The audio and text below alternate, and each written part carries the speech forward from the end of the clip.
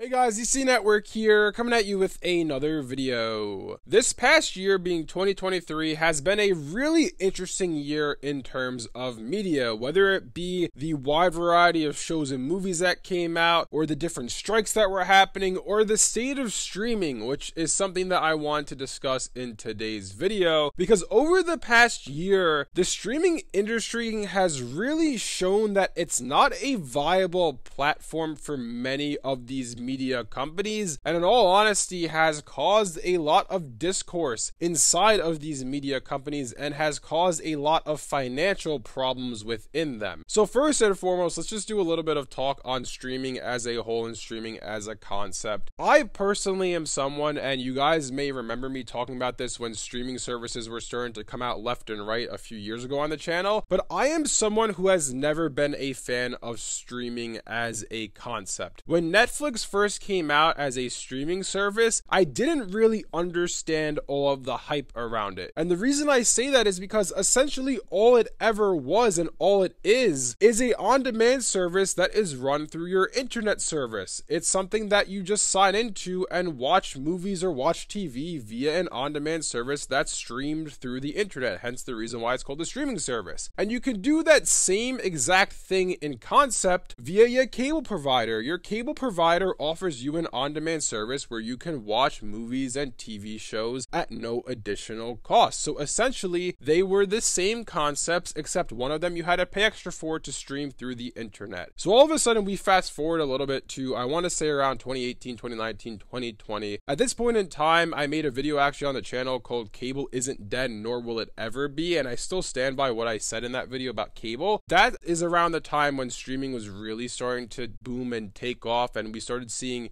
Warner Brothers or Warner Media come out with HBO Max, Disney with Disney Plus, Apple with Apple TV Plus. All of these companies, Paramount Plus, all of these media giants are coming out with their own streaming services, and essentially they're oversaturating this streaming market. And at that point in time in that video, I believe I said something along the lines of, at that point, if you want to watch all of your favorite shows and all of your favorite movies, you're paying more than you would for cable. So essentially, it's very anti-consumer and it's very pro for the companies because they're going to be making a lot more money on these streaming services as opposed to you just watching their shows and movies through cable. At least that's what they thought. And here is where we run into problems today when it comes to streaming and why the streaming market is actually failing. So if you look at the streaming industry right now, as I said before, pretty much every media giant has their own streaming service where they produce exclusive shows and movies for that service, trying to get you to subscribe to it. And if we look at something like Max, something like Disney Plus, Paramount Plus, etc., all of these services are starting to run into the same problem. And that problem is that streaming isn't a viable business strategy for these companies. They are losing money by having these streaming services up and on the air, so to speak, or up and on the servers rather, since all of these shows and movies are being streamed from your internet through a server owned by one of these companies. Now, the issue has become they're losing money because the movies and shows that they're making for these services are so expensive from a production value. Like if you look at the budget for a lot of the Disney Plus original Marvel and Star Wars shows, they're pretty much the budget of some entire movies that come out in theaters but put on a streaming service. So the issue becomes that it's costing these companies so much to make this content for the service that they're expecting to make up that money in the revenue they bring in from subscription holders, from people paying for yearly subscriptions. The issue is, and quite frankly, I don't know how these companies didn't think of this ahead of time, but the issue is that people usually subscribe for when their show that they like is on, then unsubscribe once that season of that show ends, and then they'll resubscribe when something else comes out that they want to watch on the service. So for example, for me personally, the only streaming service I pay for year-round is Disney Plus. Every other streaming service I will subscribe to when the show I want to watch comes out, and I will unsubscribe once that show is over. For example, on Paramount Plus, I am doing this with the Halo series. I watched season 1, got it for that, canceled it, then I'll get it again when season 2 comes out next month. I do the same thing for Ted Lasso on Apple TV Plus. I'm only subscribed to Apple TV Plus when there is a new Ted Lasso season airing. Otherwise, I don't pay for that service. So essentially, because of this, all of these companies are losing a ton of money because they expected to have such a high number of subscribers, and in reality, most people aren't paying for for a year-round subscription service because number one, they're pretty expensive, and number two, there's about 10 of them out there if you want to watch all of your favorite shows and movies, so it's just not feasible financially for people to be spending all of this money on streaming services, which is why we're seeing issues with companies pulling content off of streaming services because they're trying to lower their back-end costs as much as they can to try to make it a more viable platform for them to run to actually make some money from. This is why we saw the 30-something movies and shows be removed from HBO Max. This is why we see shows and movies exit streaming services left and right unannounced. Last year in the fall, there was a movie on Disney Plus that came out, and I think it was 2 to 4 weeks later they pulled it off of the service. I actually have a friend who was watching that movie and decided to pause it and pick it up the next day, and they happened to be watching it the last night that it was up on the service because Disney didn't say they were going to take it down the next day, so he never got to see the end of that movie. So what is the solution to all of this? What is the solution to quote-unquote save streaming? And in all honesty, there are a couple of ideas being played around with right now, but I'm not quite sure any of them are going to save streaming, so to speak. So the first thing that we've been seeing happen over the past year is a lot of these streaming service providers have been raising their prices for the monthly subscriptions and for your yearly subscriptions by a lot, actually. Disney Plus, when it first came out, was $70 a year. Now it is $140 a year for their ad-free service. So it's becoming much more expensive to watch these streaming services, which in my opinion is probably going to deter a lot of people away from them, and it's going to end up hurting their cause more so than helping it. The other thing we've seen these companies do is create cheaper ad tiers for their streaming services. So essentially, you buy into their streaming service at a lower price and you get to watch ads in between your shows, which I think conceptually this is really stupid because essentially, how is your streaming service any different from watching cable then? Streaming was supposed to be this ad-free way to watch TV shows and movies whenever you want, and now essentially it's kind of becoming the same thing as cable, except obviously cable is on a schedule and these services you can click and watch whatever you want whenever you want, but you're also going to be paying for ads, so you're paying to see an advertisement that you don't want to be seeing, which to me kind of defeats the whole purpose of subscribing in the first place. I just go for the ad-free tiers. I'd rather pay more money with no ads than pay less money to see ads. That's just me though. You might have a different perspective on the matter. The other thing we've seen these providers try to do in the case of Disney and some other streaming service providers as well is they've been releasing their shows and movies that were streaming exclusive on other platforms to try to get some more money back on the production cost side of things, because like I said, these shows are costing so much for them to produce. We've seen this with The Mandalorian and Andor having a select amount of episodes on TV. There's been other shows as well that have been airing reruns on cable even though it was a quote-unquote streaming exclusive series. We've seen a lot of shows come out later on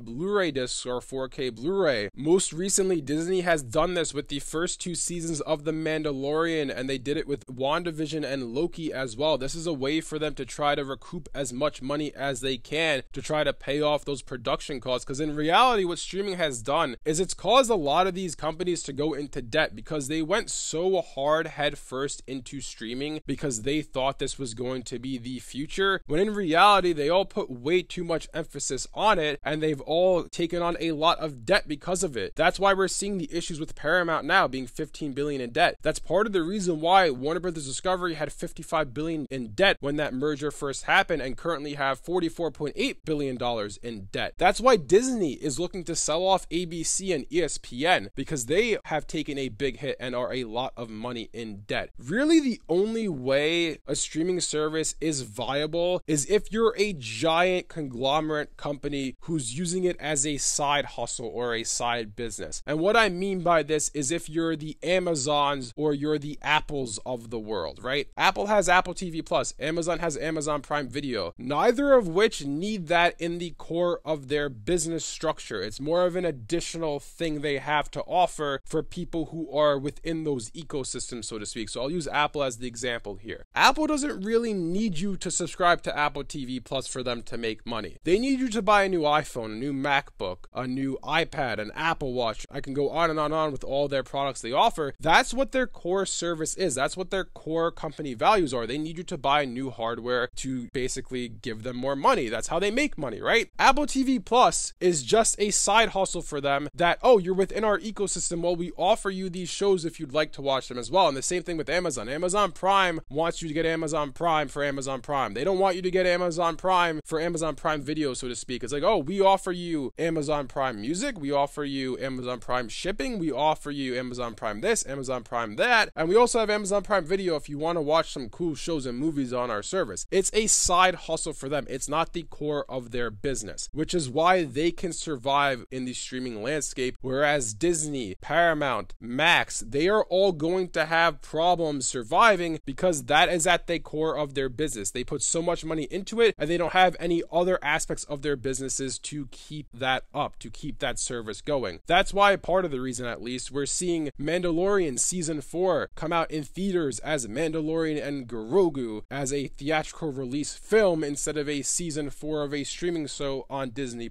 They're going to make more money that way, and it's also because they had some issues behind the scenes with production, but still. To wrap things up, I really don't think streaming is a viable way for these production companies, these media giants, to go on going forward. They will try to save their streaming services, but in all honesty, it's kind of too late for a lot of them. Most of these companies are looking to be bought out or are trying to be bought out. I mean, in the case of Warner Media, they were bought out. They merged with Discovery to be Warner Brothers Discovery, which they're still having their problems. Paramount's currently looking to be bought out or merge with another company. Disney's looking to sell ABC and ESPN. There's rumors they might be bought out by Apple at some point in the future. So all of these companies, it's kind of a bit too late for them when it comes to streaming, in my opinion. They'll try to navigate this storm. They'll try to survive in this streaming landscape. But in all honesty, I think over the next year to 2 years, we're going to see a lot of these streaming services shut down or merge together with other streaming services. We've seen Disney do this a little bit with Disney Plus and Hulu. They have like the Disney bundle where you get Disney Plus, Hulu, and ESPN Plus. They've recently added a new section if you have Hulu along with Disney Plus. Hulu pops up within the Disney Plus app and you have access to Cartoon Network and Adult Swim shows that are on Hulu within Disney Plus. I wouldn't be surprised if Hulu and Disney Plus completely merge as a service with ESPN Plus over the next year or two. It just doesn't make sense for one company to have 3 different streaming services. And I think that other companies, I'm just going to use Max or Paramount Plus as an example here, but let's just say over the next year or two, we might see one of those 2 services just completely shut down because, again, I don't think that streaming is a viable way for these media companies to make money. And in all honesty, a better way for them to make money is to just take their show they produce and sell the rights to another service or sell it to another cable channel. And we've seen Warner Brothers Discovery do this with Batman Cape Crusader and Merry Little Batman, both of which are coming to Amazon, and that's a better way for them to make money than to just throw it onto their own service. We've seen Disney do this kind of. They did it with Echo premiering on both Disney Plus and Hulu simultaneously. I think that's kind of going to be what we're going to see going forward, is 2 things to save streaming. We're going to see a lot of these companies consolidate and combine their streaming services into one big streaming giant, and we're going to see other companies shut down their services completely, and they're going to sell the rights to their shows to other service providers or other cable networks. We might see a fusion of both in some cases. Like maybe you'll see like Max right now, they'll try to stay surviving on their own. They'll have their own exclusive streaming shows on Max, and then they'll also try to sell the rights to some shows to other streaming service providers. Streaming as a landscape is honestly a rather fascinating topic because it's something that I wholeheartedly disagreed with when it first came out. I didn't see the point of it. And then when all of these companies started going headfirst into it, I was not happy about it because it's very anti-consumer and just a way for them to make a quick buck and to make more money, kind of gatekeeping you from seeing your favorite shows and movies. And now it's kind of backfired in all of their faces. So I am very curious to see, how do these companies survive, or how do they just go forward in the world of streaming now? Do they just completely pull out of it and say we give up, or do they find a way to navigate the storm and find a new streaming revolution, if you will, sometime in the future? It's an interesting thing to keep an eye on in 2024 and beyond. Anyways, let me know in the comment section below what you guys think about all of this. This video went on for a lot longer than I initially anticipated it going on for, and that's just because there's a lot to unpack here. So I'm really curious to hear what you guys think the future of streaming will be for these big media giants. If you guys enjoyed this video, be sure to leave a like and subscribe to see more content like this from DC Network. Thanks for watching, and I'll see you guys next time.